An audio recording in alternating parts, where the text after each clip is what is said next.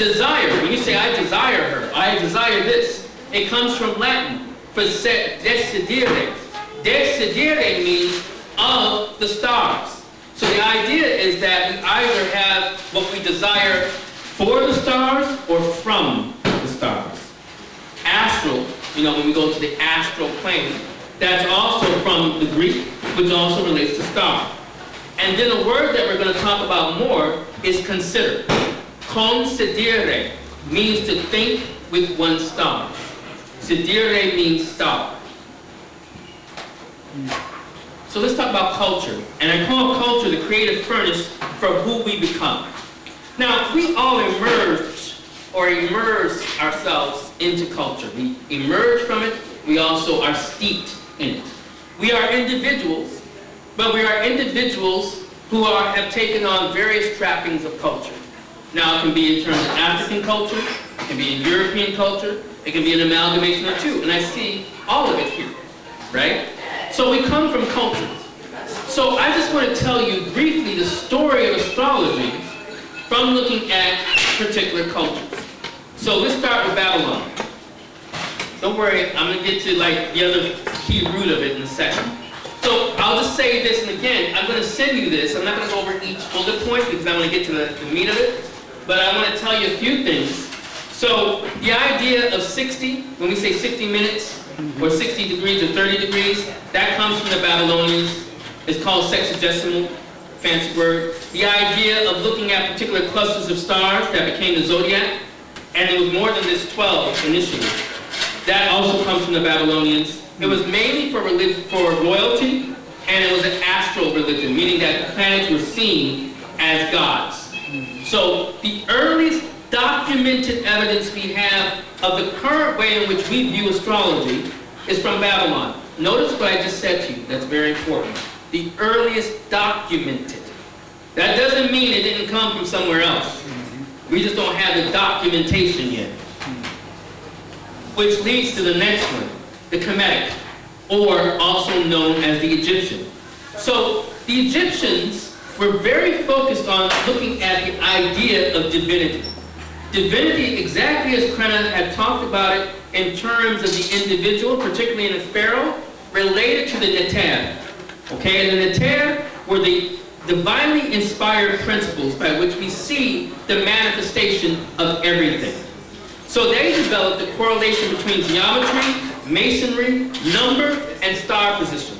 If you look at the Great Pyramid of Giza, or you look at the Great Sphinx, it's aligned and has a pole star related to other stars that pull in, they believe, a certain energy.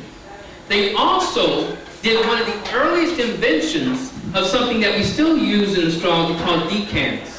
It is similar somewhat to the word, or related to the idea of deacons even.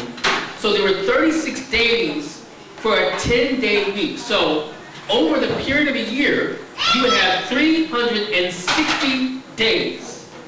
Then you had the 5 additional days that you celebrated 5 additional deities called intercalary days.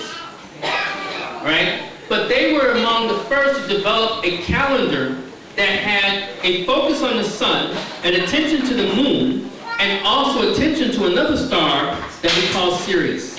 Now Sirius also relates to setting. Now that's very important. I'm going to say this very quickly because it relates to, particularly to the people who are mainly in here who are of African descent. Sirius, right, the dog star, rises generally, as we know it now, at least for the last 2,000 years, sometime during July and into August. So, and people who follow me or know me on Twitter know that I said this. I said more the fit is going to start hitting the fan with black people come August. Because everything seems to happen for us, or has happened in this country for us, pretty much in August. That's why we even have Black August, because it's part of the heliacal rising of Sirius, the dog star. And you know, you've heard the idea of dog day afternoon or dog days of summer. Has nothing to do with dogs. It has everything to do with the dog star called Sirius, Anubis, and this is how he was actually viewed. And we have images of Anubis around here. It was associated with him. And if you know anything about Umpuag or Anubis, then you will know something about Sirius. And it's a very powerful star. It fortifies and gives power, and also deals with how one experiences power, sometimes being oppressed. So it's at 13 degrees Cancer. All right? That's where it's been, 12 degrees of Cancer for the last 400 years. Now, that's around, if you talk about the sun being there, it's usually around July 3rd, 4th, or 5th. What country was formed around July 4th? This one. It is no accident that they made an alignment using this powerful star for this particular time. See, I would say this, a lot of people will talk about conspiracy and talk about Illuminati. It's not always the case, or mostly the case. It's just that you're not dealing with your own illumination. Some people know.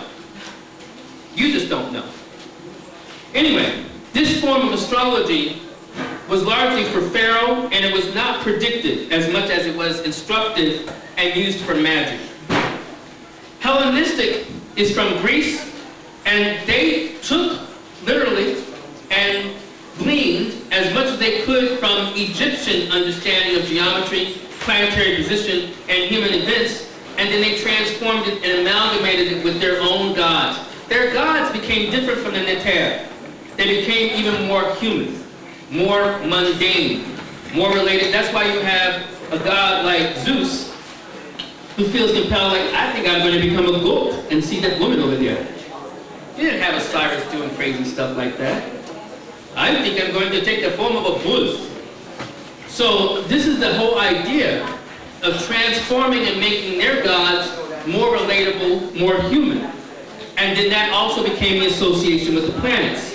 They also developed a practical technique for prediction. They systematized and pared down the Babylonian zodiac, and then they took most of it and put it more toward the Mediterranean rim and into India, and they popularized the science for others other than royalty. Like we have charts for enslaved people from that time. Medieval, this is important for us because this is talking about the Moors. So many of the people, like the Arabs and the Moors in Africa, they made innovations on rediscovering what had been lost from the Greeks and bringing astrology back. They made it much more practical. They were more attentive to cycle and technique. And they saw something interesting. This is where we start to get more into the idea of religion in a different way. They saw the horoscope as a conduit to fulfill the will of the divine. It was a holistic system that was seen to address all the different problems of a person, from their health, career, marriage, and etc. So this becomes what we see now as astrology. So I want to make something very important. I'll make an important point. So astrology is different than astral religion. Astral religion is the belief that the planets and stars are living beings and gods. Astrology has always danced a line between whether it's completely about God as out there or God in particular things. So sometimes it's not clear whether it's polytheistic, henotheistic. Henotheistic means that there's a chief god, but there might be other smaller or less powerful deities. So for instance, this is true if you know the Yoruba tradition. Olodumare is the hidden god and the chief god, but you have the manifestation of lesser gods. But all of them are connected to Olodumare from that tradition.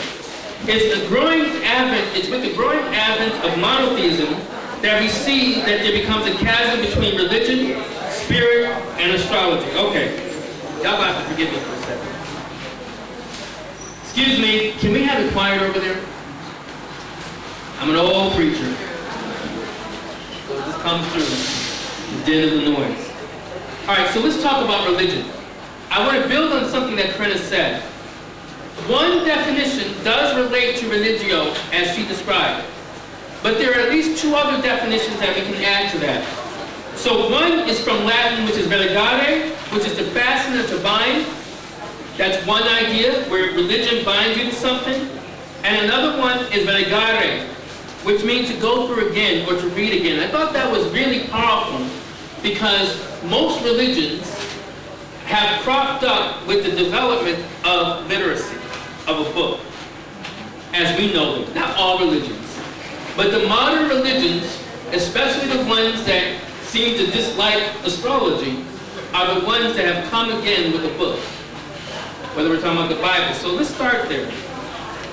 And let's start with the person who is mentioned most in most of the Western books, all right, or the Western religions. Abraham, Ibrahim, or Abram.